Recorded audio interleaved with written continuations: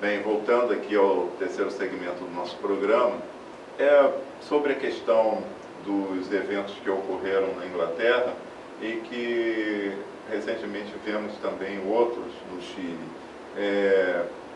Como é que tem o papel da comunicação, que o Reinaldo Cunha estava fazendo menção aqui no intervalo? Vamos falar sobre o papel da comunicação, a articulação que os manifestantes em Londres se colocaram, que a polícia ficou travada em relação à mobilização deles em função à questão que hoje o parlamento inglês está querendo criminalizar a internet, né? Eu acho que isso é uma discussão importante para o ponto de mídia livre, que é a TV comunitária. Vamos abrir então por esse aspecto? Tá. Passar inicialmente para o Reinaldo. Nós estamos num momento, né, em que se discute, não só aqui no Brasil, eu acho que como na América Latina, na Europa, o papel dos meios de comunicação. Aqui no Brasil não dá para fazer parâmetros, embora a gente esteja numa TV comunitária, uma TV democrática, composta por instituições, dos movimentos sociais, um espaço aberto, mas nós estamos restritos a uma pequena rede, a cabo, né? Nós temos até que ampliar, buscar novos parceiros, para que a gente consiga, de repente, numa Sky, né, ser uma expressão da cidadania, ser uma expressão da sociedade. Quando na Europa se pergunta hoje, né, sobre essa questão das redes sociais, né, desses canais de comunicação livre da população, e que se fazem mobilização hoje através de um e-mail, de um blog, de um site, né, se fazem convocação, e a população vai, né, e o governo repensa, e repensa pela forma da repressão. É inadmissível, por exemplo, a gente pensar que na Europa, com pessoas civilizadas, com um nível cultural alto, o governo pense em usar de meios, né, truculentos, como barrar os canais alternativos de comunicação. Hoje nós temos um celular que você pode mandar mensagem instantânea, a tecnologia está aí, né? Então, como é que, de repente, o governo pretende de uma hora para outra, por se sentir atingido, barrar esse processo? Eu acho que isso é um espaço que a gente tem que abrir como discussão, e passar aqui para o professor Vinícius ampliar essa discussão. Olha, se a gente for um pouco atrás, no passado, na história, a gente vai perceber que no século XIX, meados do século XIX, para fim do século XIX, um jornal de um sindicato tinha quase que o mesmo poder de atingir pessoas, né, quantidade de pessoas, que o jornal da burguesia. Né? O que acontece? A burguesia foi avançando. Claro, foi avançando através de quê? Através do seu poderio econômico. Né? A ponto de um jornal da burguesia atingir milhões de pessoas, um jornal de sindicato, do movimento social, continuar atingindo mais ou menos a proporção que atingia no século XIX. Né? Depois a burguesia se torna proprietária, se torna controladora do rádio. Depois vem a televisão. E nisso, o que acontece? A desproporção aumentou muito mais. Imagine que a burguesia é dona de uma televisão, de uma emissora de televisão, e como é que um meio de comunicação de um sindicato, de uma associação de trabalhadores, vai concorrer com a emissora de TV, né? Agora nós chegamos a um ponto que nessa terceira revolução da técnica, agora no final do século XX, no começo do século XXI, surgiram essas novas mídias, né? Essas novas mídias que você se referiu agora.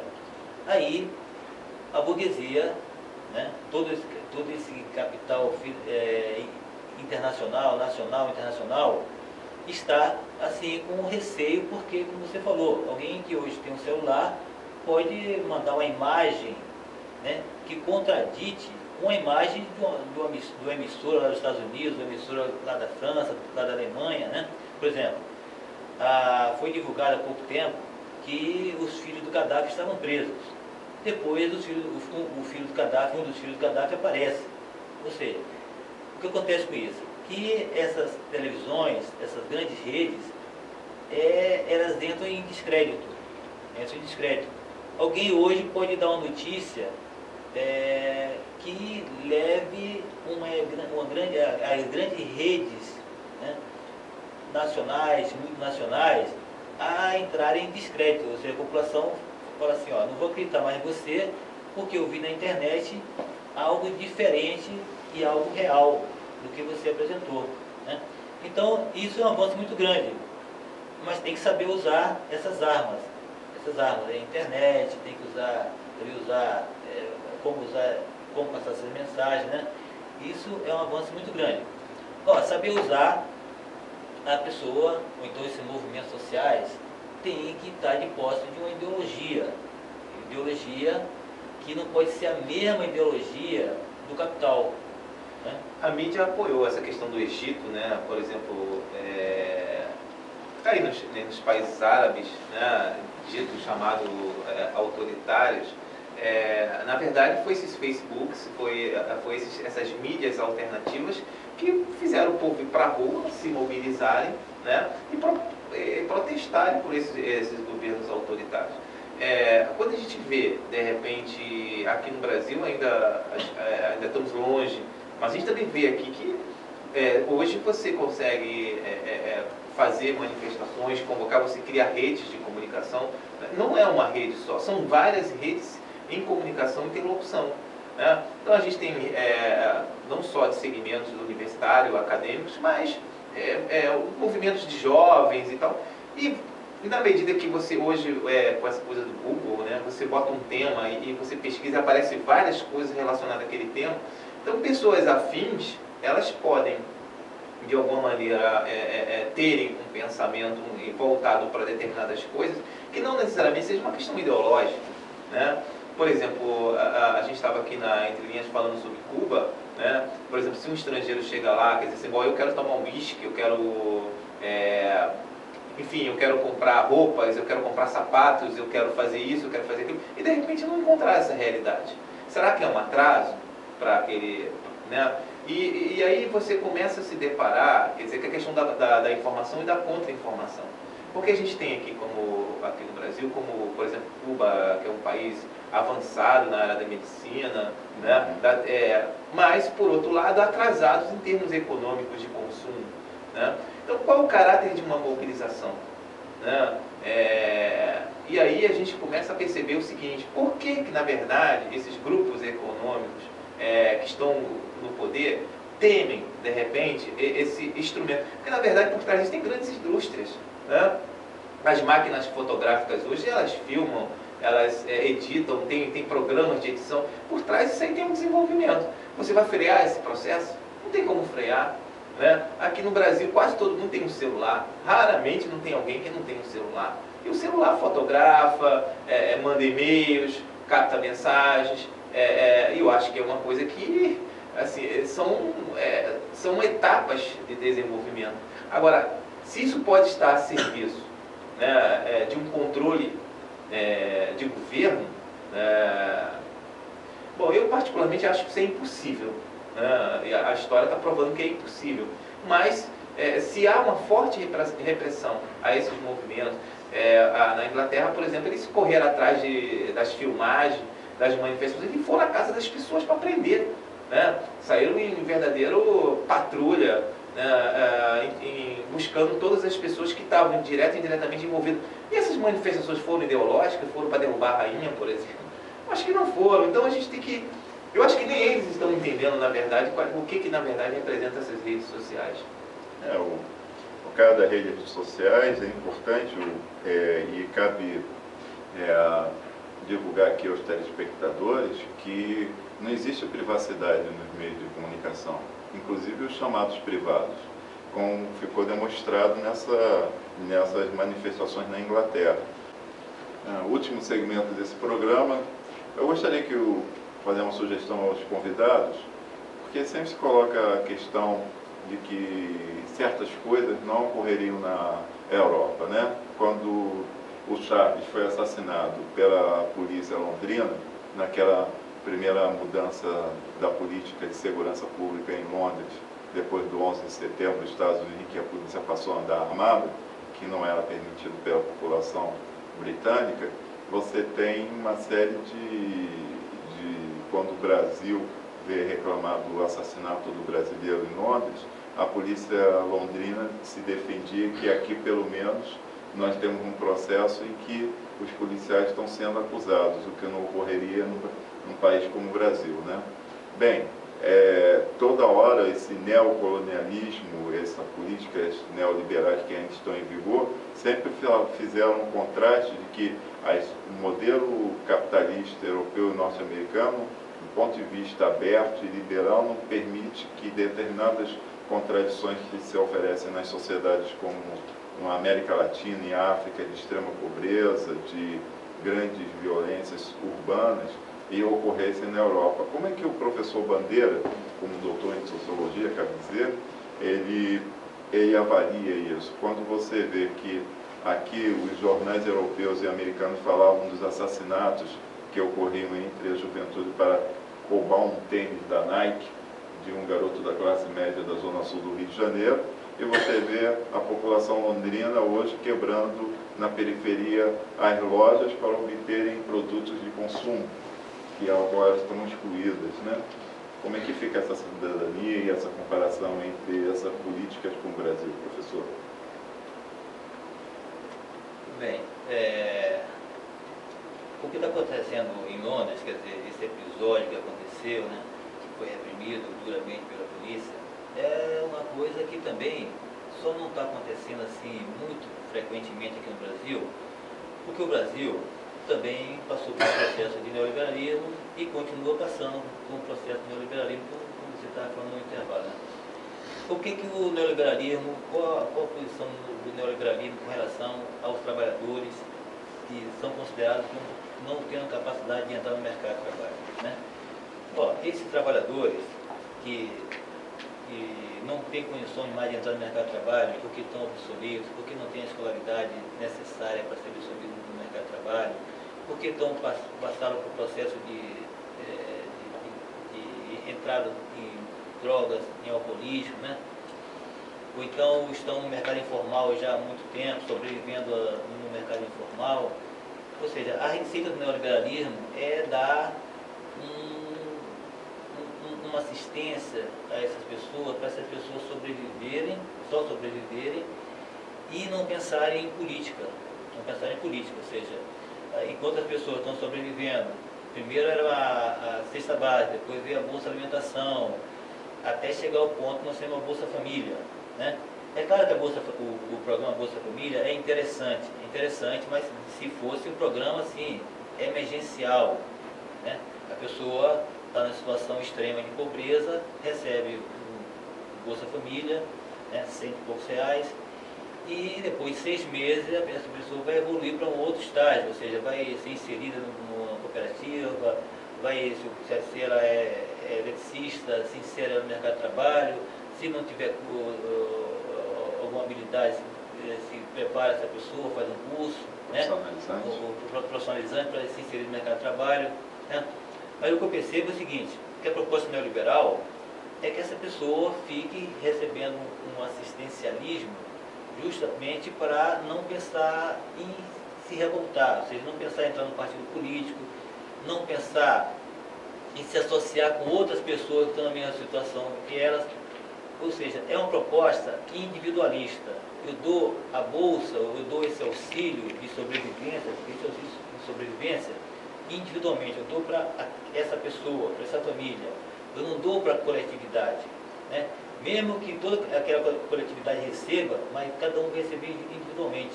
Ou seja, é toda uma intenção de impedir a pessoa de criar consciência crítica e de criar uma consciência política que faça essa pessoa se unir com outras iguais a elas para reivindicar, para conquistar. Porque uma das coisas que o poder mais teme é que se forme uma associação contra ele. Uma associação no sentido não de reivindicar, mas uma associação, um movimento, ou vários movimentos, no sentido de tomar aquele poder, conquistar o poder para implantar uma outra filosofia, uma outra ideologia, uma outra política, né, a favor de quem está conquistando o poder, né? Então, vou dar só um exemplo aqui, rápido, aqui no Rio de Janeiro, que aconteceu. Aqui no Rio de Janeiro é uma sociedade, uma cidade que existe um racismo muito grande, que existe um preconceito muito grande contra as pessoas de favela, né? No governo Brizola, o Brizola criou uma linha de ônibus que as pessoas saltavam, vinham de trem da Baixada Fluminense, saltavam em São Cristóvão e pegavam pelo túnel Rebouças, o ônibus que vinha pelo túnel Rebouças e ia para a Zona Sul. Pegava toda a Zona Sul, né? Era um circular. Esse ônibus era destinado a quem? Basicamente aos trabalhadores, às domésticas que trabalhavam na Zona Sul. Mas só que esse ônibus também, aos fins de semana, viam pessoas que não iam mais trabalhar, iam para a praia. Foi uma gritaria por parte da Zona Sul para acabar essa linha de ônibus. Tanto é que hoje não tem mais essa linha de ônibus, né? Então, a gente percebe que o Brasil está muito pacificado, né? Por quê? Primeiro, porque as pessoas estão sobrevivendo à custa da economia informal, estão sobrevivendo à custa da ilegalidade. E algumas estão na criminalidade, que a criminalidade gera um capital de giro bastante grande, que não só para quem está nele, mas para o dono da birosca, o dono do pequeno comércio, da comunidade, da favela.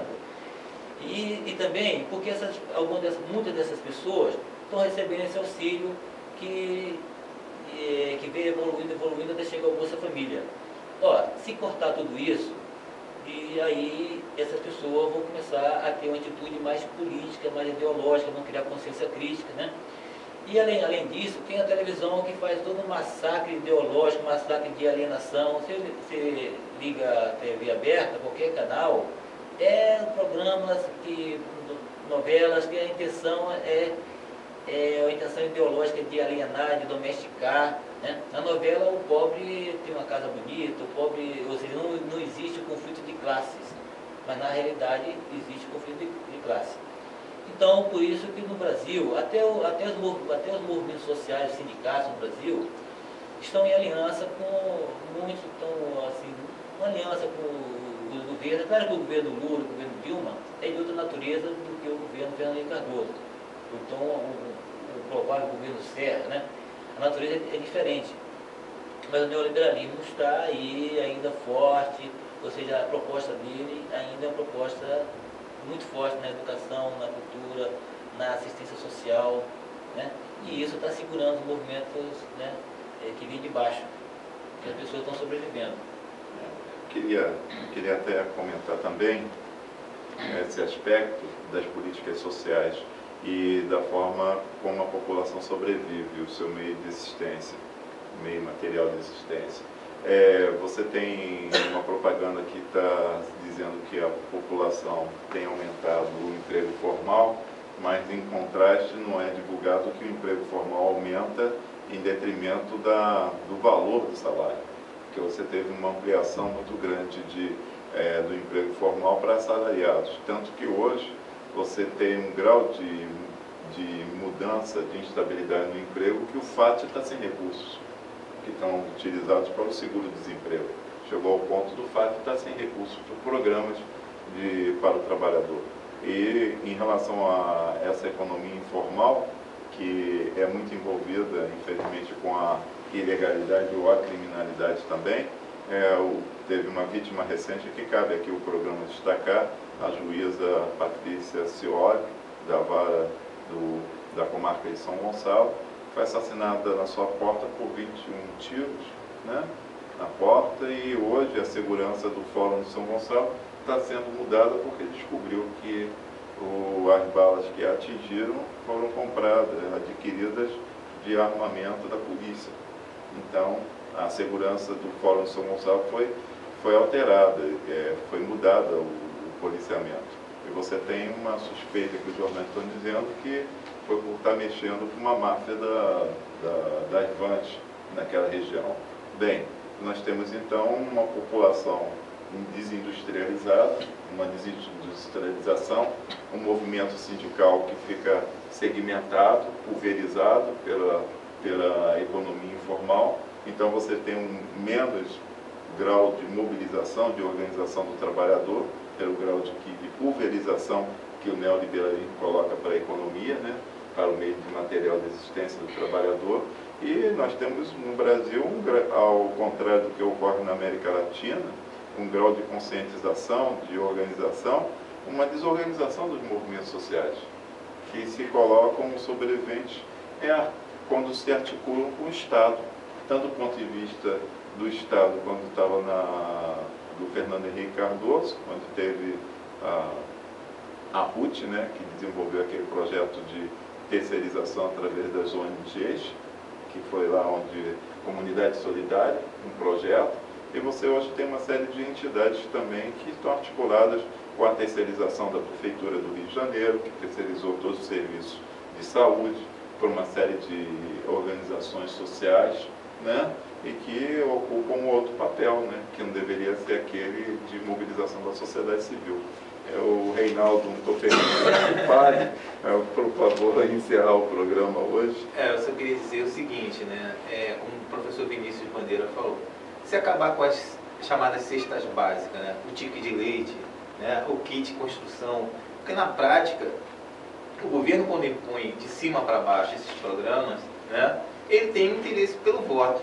O governo vê cada pessoa como voto, né? E a pobreza, infelizmente, nós não temos uma base ideológica de formação política grande, acha que isso é uma maravilha.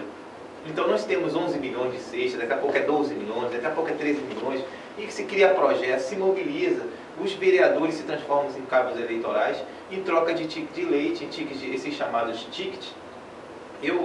A gente tem que avaliar a pessoa como se fosse um pescador, né? Ele está com fome, mas ele, de repente ele vai pescar, né? Vai correr atrás para poder sobreviver. Agora o cara recebe R$200, R$300, ticket disso, ticket daquilo, daqui a pouco, né?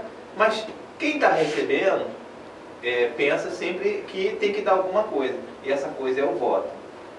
Bem, vamos encerrar o programa hoje, o último segmento, mas gostaria de esclarecer os telespectadores que vemos desde o início desses programas, falando sobre os governos da América Latina, e estamos, de uma forma ideológica, priorizando os governos que desenvolveram mudanças, não só do ponto de vista que hoje a defesa da democracia, mas que envolvem também mudanças sociais. Quando a gente fala hoje que, apesar da propaganda que é feita contra o governo da Venezuela e que foi feita em determinado momento sobre o governo da Bolívia, eles